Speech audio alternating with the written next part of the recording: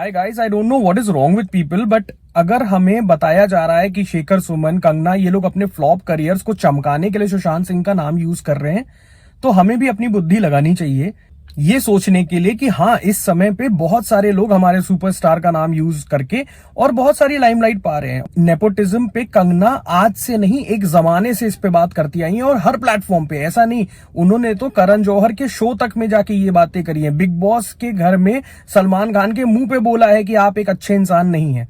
इस तरीके की वीडियो क्लिप्स अवेलेबल हैं, आप प्लीज जाके देखिए उसे। बात इतनी सी है कि हम लोगों की इस बहुत बड़ी मुहिम, क्योंकि पूरी बॉलीवुड तो ये सोच रही थी कि हाँ, ये मैटर खत्म है, ये मैटर 10-15 दिन के रोने के बाद लोग भूल जाएंगे, आगे बढ़ जाएंगे, लेकिन हमने इस मैटर को जिंदा रखा और हमें नेशनली रिप्रेजेंट करने के लिए कंगना जैसे बड़े बड़े स्टार्स सामने आए। और एक्चुअली मैं बड़े स्टार इसलिए कहूंगा क्योंकि एटलीस्ट कंगना बोलती है तो 10 जगह पे सुनाई तो देता है ना, 10 प्लेटफॉर्म पे जाके वो बात तो कर सकती है ना। अर्नब गोस्वामी के शो पे उन्होंने जब बातें करी तो देखिए बहुत सारी चीजें चेंज हुई। अर्नब गोस्वामी ने जिस तरीके से संदीप से पूछताछ करी अपने शो के दौरान, वो वैसे भी उस चीज को डाइसीर कर देता है कि संदीप सिंह कहीं ना कहीं झूठ बोल रहा है। ये जो सारे बॉलीवुड माफिया थे ना, ये जान गए थे कि जो ये काला पीला नीला पैसा इनका लगता रहा है इंडस्ट्री में, वो कहीं ना कहीं सीबीआई इंक्वायरी में खुल जाएगा।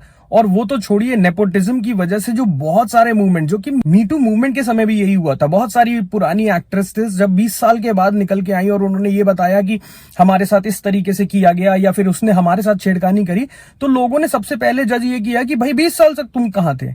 एक्चुअली में सच बोलने के लिए जो सबसे बड़ी जरूरत होती है वो ये होती है जब आपको रियलाइज हो जाता है ना कि आप सब कुछ खो चुके हो, तब आप सच बोलने लगते हो। जहां नाश वहां सत्यानाश। तो उसी पैरामीटर पे अपनी कंगना काम करती है। उन लोगों ने नेपोटिज्म को इतना ज्यादा हावा बना रखा था कि उनको तो वैसे भी करण जौहर और दुनिया जहान काम नहीं देने वाले थे। तो जब वो जान गई हैं कि इस केस के दौरान जो उन्होंने बातें बोली है, इसके बाद तो उनका करियर एज अ पर्सन ये लोग खत्म कर देंगे। और वहीं हम लोग क्वेश्चन कर रहे हैं कि फ्लॉप, अरे मान लेते हैं ये लोग अपने फ्लॉप करियर्स को चमकाने की कोशिश कर रहे हैं, तो आप एक काम करिए ना, अगर बॉलीवुड में नेपोटिज्म इतना हावी रहा है कि लोगों के करियर तक डूबे हैं, सुशांत सर को मार डाला गया, तो एटलीस्ट हम ये तो करेंगे ना कि कल को हमको इनकी मूवीज नहीं देखनी है। ये पैक्ट आपको याद है ना कि हमें किसी की मूवी देख के उसके बिजनेस को बूम नहीं करना है ताकि वो किसी और के घर को बर्बाद करे। तो जब हम इस तरीके की चीजें सोचने पे हैं, तो कल को अगर आपको लगता है कि ये लोग अपना लाइमलाइट पाने के लिए ये सब कर रहे हैं, तो ठीक है, 2-4 ऐड इनको भी मिलेंगे, उसके बाद इनको भी भूल जाएंगे। पर मुद्दा ये है कि नेशनल फ्रंट पे ये लोग हमें रिप्रेजेंट कर रहे हैं। हमारी जो सारी प्रॉब्लम्स है ना, जो कि 15-20 दिन 25 दिन के रोने के बाद शायद खत्म हो जाती, वो इन लोग की वजह से भी कहीं ना कहीं हाईलाइटेड रही है। Other questioning their honesty, we should be thankful to them.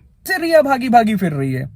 पिछली रात उससे एक एडवोकेट मिलने आती है और जब वापस जा रही होती है तो उसके पास एक बड़ा सा बैग होता है। ये तो बिल्कुल वैसे ही साउंड करता है ना कि एक काम कर, 2-3 कपड़े रख और अभी फिलहाल तू भाग जा क्योंकि तेरे को कल रिमांड में ले लेंगे। तो वो भाग गई या भाग नहीं गई, तो उसको तो मालूम है कि अब तो दिक्कतें होने वाली हैं। ये जो बंगाली जादू और दुनिया जहान के टोटके उसने अपना के बेचारे सुशांत के साथ जो किया है ना, वो तो उसका खामियाजा इसको इतना ज्यादा भुगतना पड़ेगा। और मैं तो अंकिता लोखंडे पे एकदम आश्चर्यचकित हूं कि एकदम से जब उनको दिखा कि अच्छा अब एफआईआर लॉन्च हो गई रिया चक्रवर्ती के नाम पे, तो उन्होंने सट से बाहर निकल के कहा कि हाँ, एक्चुअली सुशांत भी कहता था कि मैं इससे परेशान हूं।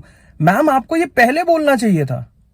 कुछ लोग प्रोएक्टिवली काम नहीं कर रहे हैं, जिसकी वजह से बहुत सारी चीजें नहीं हो रही है, जो संदीप सिंह ने भी किया। संदीप सिंह कहता है कि हाँ, मैंने तो क्लीन चिट बांट दी, लेकिन हाँ भैया, मेरे को मालूम नहीं है कुछ। अबे तुझे मालूम नहीं है तो तूने कहा कैसे कि सब कुछ क्लीन चिट है? सब लोगों को क्लीन चिट बांटते फिर रहा था तू खुद अपने आप में सुप्रीम कोर्ट काम कर रहा था। मेन चीज ये है कि अभी भी सुप्रीम कोर्ट ने जांच के अप्रूवल्स नहीं दिए हैं सीबीआई के, तो एटलीस्ट थोड़े दिन आप लोग इसी तरीके से लगे रहिए। और जो लोग मुहिम में हिस्सा बने हुए हैं ना, उनको क्वेश्चन मत कीजिए प्लीज। किसी भी तरीके से सीबीआई प्रोब कराइए। ये इस इंडस्ट्री की क्लेंजिंग होना बहुत ज्यादा जरूरी है। अभी आप सभी ने सुशांत की वो लास्ट वीडियो जरूर देखी होगी जिसमें वो एक बड़े से टेलीस्कोप के बारे में अपने फ्रेंड से बता रहे हैं कि हम इसको कैसे टीवी से कनेक्ट करेंगे, कैसे प्रोजेक्टर से कनेक्ट करेंगे, फिर जो पास्ट में हुआ है उस चीज की भी इंफॉर्मेशन मिलेगी, कुछ साउंड सुनाई देंगे, बहुत सारी चीजें वो बता रहे हैं।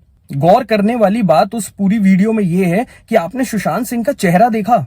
वो बेचारा इंसान मुरझा गया था और वो एक ब्लिंकर थे। एक्चुअली ब्लिंकर का मतलब कि वो कभी भी किसी इंटरव्यू के दौरान अगर बात करते थे तो उनकी आईज बहुत ज्यादा ब्लिंक करती थी, अगर आप कभी भी नोटिस करें। लेकिन उस पूरी वीडियो में उनकी आईज की ब्लिंकिंग इतनी कम थी कि ऐसा लगा ये बंदा अंदर से ट्रॉमेटाइज्ड है। जो कि नॉर्मली ना सोने पे या बहुत ज्यादा परेशान होने पे लोग एकदम अवेयर रहते हैं और बहुत ज्यादा उनकी आंखें फटी सी रहती हैं। वो कुछ इस तरीके के हालात थे, उनके पैर बराबर हिल रहे थे। पैर बराबर हिलने का मतलब कि दिमाग में एक कंटिन्यूअस थॉट है, और वो थॉट सिर्फ उस बारे में नहीं है जो वो बात कर रहे हैं, वो थॉट कुछ और है। क्योंकि कभी भी लोगों के पैर हिलते हैं ना, तो इसका मतलब है कि उनका ब्रेन उस समय 2 से 3 चीजें सोच रहा होता है। तो he was into that kind of condition. और गेट आउट मूवी वाला हाल तो कर ही दिया गया था कि भाई उसको घर में रखो, सबसे बॉयकॉट करो, दुनिया से मिलने से मना कर दो और उसको पागल घोषित करते रहो और वो धीरे धीरे धीरे धीरे पागल हो जाए। What the hell. जिन गलीजों ने ये मिलके किया है ना, इन सबकी मौत तो बहुत गंदी होने वाली है। लेकिन फिर वही वाली बात है कि हम ये बैठ के दुआ नहीं करेंगे। हमें दुआ बस इतनी रखनी है कि सुशांत की डिमाइस ना एक रेवोल्यूशन बन जाए, इस इंडस्ट्री के लिए भी, इन 5, 6, 7, 10 जितने भी लोग इसमें शामिल हैं उनके लिए भी, और हमेशा के लिए आगे वालों का सबक बन के रह जाइए। And please do not deviate from the topic. Come on. Jai Hind.